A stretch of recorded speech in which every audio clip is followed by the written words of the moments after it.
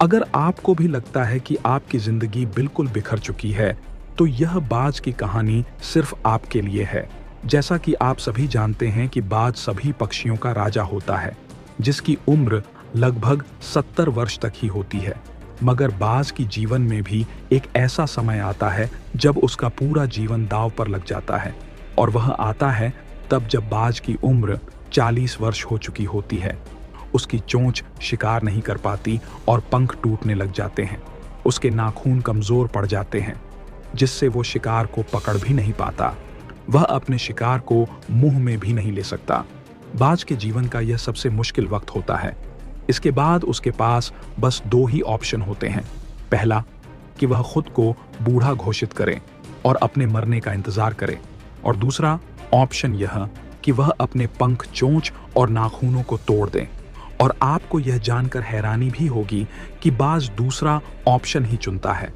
वह अपनी सोच और नाखूनों को पत्थर से रगड़ रगड़ कर तोड़ देता है, और कुदरत उसे नए नाखून और चोंच दे देती है, और इसी प्रकार वह अपने नाखूनों से अपने पंखों को भी तोड़ देता है ताकि उसके नए पंख आ सके। लगभग 6 महीने के इंतजार के बाद प्रकृति उसे नाखून, पंख और चोंच तीनों दे देती है, जिससे वह बच्चे अपने 30 साल बड़ी ही आसानी से गुजार सकता है। इन 6 महीना में बाज को काफी मुश्किल का सामना करना पड़ता है, लेकिन वह फिर भी हार नहीं मानता, क्योंकि वह जानता है कि यह 6 महीने का दर्द उसे आने वाले 30 साल उसकी एक स्ट्रेंथ पावर बनकर रहेगा। तो दोस्तों, बात की जीवन से भी हमें कुछ बातें सीखने को मिलती है। पहली सीख तो यह है, यदि जीवन में खराब समय आ गया है और सब कुछ बर्बाद हो चुका है, तो उसके लिए रोने का कोई अर्थ नहीं है। अपनी उसी सिचुएशन को एक्सेप्ट कीजिए और उसे सही करने में जी जान लगा दीजिए, जिससे आपका जीवन बेहतर हो सके। क्योंकि एक बात को लेकर आप कितने सालों तक बैठे रहोगे? यदि आप उसे बदल नहीं सकते, तो उसे एक्सेप्ट करना सीखिए। दूसरी सीख, एक बार यदि आप अपने काम में कुछ साल बेहतर करके दर्द सह लोगे, तो आने वाले समय में वही दर्द आपकी सबसे बड़ी ताकत भी बनेगा।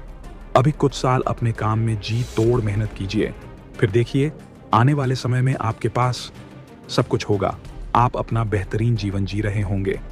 बस हिम्मत कीजिए और अभी के अभी शुरुआत कीजिए। जब एक पक्षी अपने जीवन को बेहतर बनाने के लिए इतना संघर्ष कर सकता है, तो हम तो फिर भी इंसान हैं। बाज से सीखिए और जीवन में आगे बढ़िए।